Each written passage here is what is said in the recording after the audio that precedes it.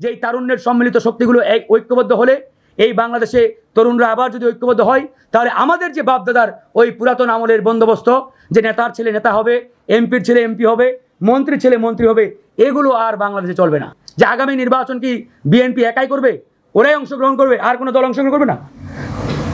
নাকি বিএনপিকে নিয়েই সরকার আগামী ইলেকশন এককভাবে করতে চায়?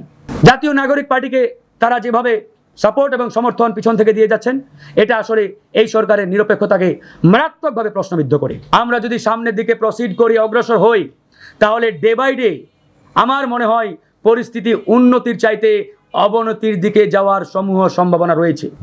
এই জন্য আমরা বলেছি যে নির্বাচন হওয়ার যে ফান্ডামেন্টাল কন্ডিশন, যে প্রাইমারি কন্ডিশন, সেটা যতদিন না পূরণ হয়, বাস্তবায়ন হয়, যতদিন না আমরা আসলে জনগণের সামনে হাজির করতে পারি, ততদিনে ওই নির্বাচনের তফসিল বলেন বা নির্বাচনের ঘোষণা বলেন, এরকম কোনো বিষয় হলে সেটা হবে অর্থহীন।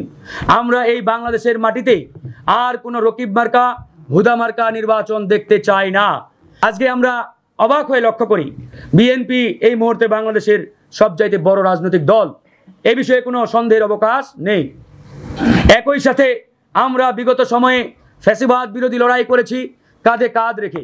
আমরা একসাথে হাতে হাত রেখে আওয়ামী ফ্যাসিবাদ মুক্ত বাংলাদেশ বিনির্মাণের জন্য লড়াই করেছি, হামলার শিকার হয়েছি, জেলে গিয়েছি, রিমান্ডে গিয়েছি। কিন্তু অত্যন্ত দুঃখের বিষয়, বিএনপির একজন নেতা হাসান মামুন পটুয়াখালীর, সে আমাদের দলের সভাপতির উপরে যে ধরনের ন্যাক্কারজনক আচরণ করেছে, তার সেই নির্বাচনী গণসংযোগে বাধা দিয়েছে।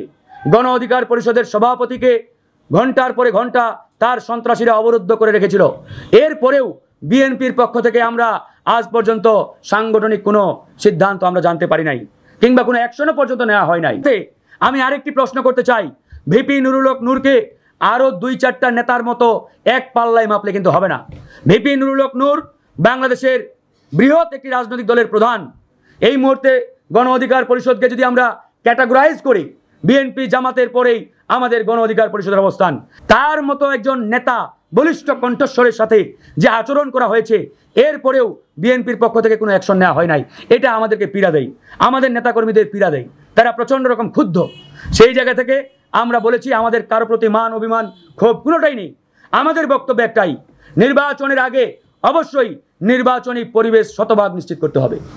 তারা জানে যে এই তারুণ্যের সম্মিলিত শক্তিগুলো ঐক্যবদ্ধ হলে এই বাংলাদেশে তরুণরা আবার যদি ঐক্যবদ্ধ হয় তাহলে আমাদের যে বাপদাদার ওই পুরাতন আমলের বন্দোবস্ত যে নেতার ছেলে নেতা হবে, এমপির ছেলে এমপি হবে, মন্ত্রীর ছেলে মন্ত্রী হবে, এগুলো আর বাংলাদেশে চলবে না।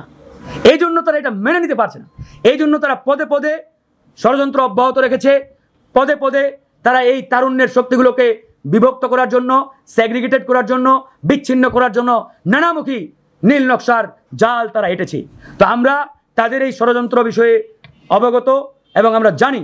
এজন্যই আমরা বলেছি আমরা ওই পুরাতন বন্দোবস্তের দিকে আর যেতে চাই না, আমরা নতুনত্বের দিকে যেতে চাই। আমরা এই বাংলাদেশকে তারুণ্যের সম্মিলিত শক্তিগুলোকে ঐক্যবদ্ধ করে আমরা একটি নতুন বাংলাদেশ বিনির্মাণ করব। দু একটি গোয়েন্দা সংস্থা এবং বাংলাদেশের একটি কুচক্রী মহলের মিস ইনফরমেশনের কারণে দেওয়া মানুষ যেহেতু ভুলের ঊর্ধ্বে নয়, আমি আমার সেই বক্তব্যগুলো আজকের এই সংবাদ সম্মেলনের মাধ্যমে আবারও প্রত্যাহার করছি এবং আমি অনুরোধ জানাবো, মানুষ যেহেতু ভুলের ঊর্ধ্বে নয়, আমার এই বক্তব্যের কারণে কেউ যদি কষ্ট পেয়ে থাকেন আমি আন্তরিকভাবে দুঃখিত এবং ক্ষমা প্রার্থী। আর কোনো রাজনৈতিক দলের সরকার নয়, এই সরকার একটি নন পলিটিক্যাল গভর্নমেন্ট। এই সরকারের চোখ হবে নিরপেক্ষ চোখ, প্রত্যেকটি রাজনৈতিক দলকে নিউট্রাল এবং নিরপেক্ষ চোখ দিয়ে দেখতে হবে। ইতিমধ্যে দুটো বিষয় আমাদের সামনে এসেছে। একটি হচ্ছে লন্ডনে প্রধান উপদেষ্টা বিএনপির অ্যাক্টিং চেয়ারপারসন তারেক রহমানের সাথে একটি বৈঠক করেছেন। এই বৈঠককে আমরা সাধুবাদ জানিয়েছি এবং ইতিবাচকভাবে দেখছি। বৈঠক যে কোনো পলিটিক্যাল পার্টির সাথে হতে পারে, নেতাদের সাথে হতে পারে, এটা নিয়ে কোনো আপত্তি নেই। বৈঠকটাকে আরও আমি মনে করি বাংলাদেশের জন্য একটা ইতিবাচক পরিবেশ তৈরি করেছে। কিন্তু যে বিষয়টি ইতিমধ্যে আপনারা অনেকে হয়তো অ্যাড্রেস করছেন না বা সামনে আনছেন না, বা যেটি নিয়ে ইতিমধ্যে সমালোচনা বা আলোচনার জন্ম দিয়েছে, সেটি হচ্ছে একটা জয়েন্ট প্রেস স্টেটমেন্ট যেটি মিডিয়াতে সামনে আনা হয়েছে। আমাদের বক্তব্যটি ছিল এরকম, এই স্টেটমেন্টটি বিএনপির অ্যাক্টিং চেয়ারপারসন ভার্সাস প্রধান উপদেষ্টা না হয়ে যদি এই স্টেটমেন্টটি এভাবে হতো যে প্রধান উপদেষ্টা ভার্সাস বিএনপি প্লাস অন্যান্য ফ্যাসিবাদ বিরোধী রাজনৈতিক দলগুলোর সম্মিলিত সমন্বয়ে একটা স্টেটমেন্ট জাতির সামনে হাজির হতো, তাহলে কিন্তু এই প্রশ্নগুলো আজ আমাদের সামনে কোনোভাবে আসতো না। আজকে অনেকেই বলা বলি শুরু করছে যে আগামী নির্বাচন কি বিএনপি একাই করবে, ওরাই অংশগ্রহণ করবে, আর কোনো দল অংশগ্রহণ করবে না, নাকি বিএনপিকে নিয়েই সরকার আগামী ইলেকশন এককভাবে করতে চাই? এই প্রশ্নগুলো ফেলে দেওয়ার মতো নয়।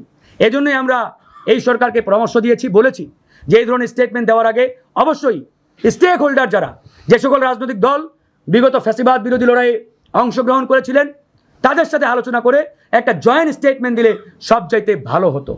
কিন্তু তারা, সরকার ইতিমধ্যে একটি নির্দিষ্ট দলকে অনেকভাবে পিছন থেকে পৃষ্ঠপোষকতা করে যাচ্ছেন।